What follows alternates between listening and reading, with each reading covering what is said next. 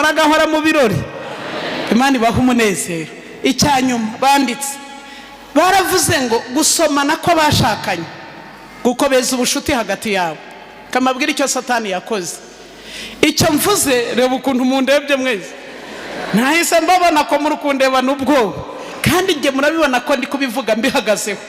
Gusomana ko bashakanye gukomeza ubushuti hagati yabo. Kamabwira icyo mutamenye.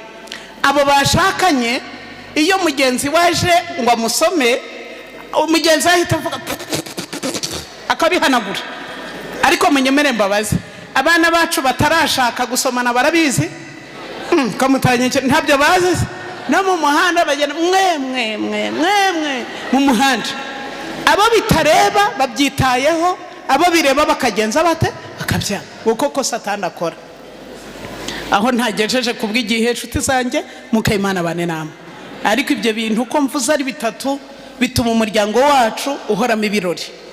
Gusomana ko bashakanye gutuma abantu bakomeza kugirana isano.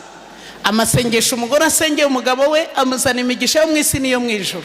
Iseko nziza hagati y'abashakanye ituma bose bagira umunsi mwiza. Imana nsenga ibarinde imyaka, ibaha umunezero mu muryango mu izina rya Yesu. Ndasoreza kuri iri sezerano rizadukomeza Yesaya 40:27 amagambo yacu aheruka.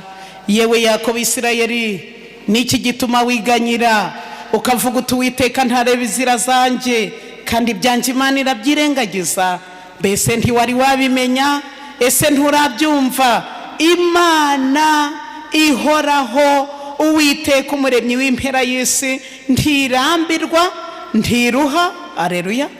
Ubwenge bw'Imana ntiburondoreka, niyo iha intege barambiwe kandi utiba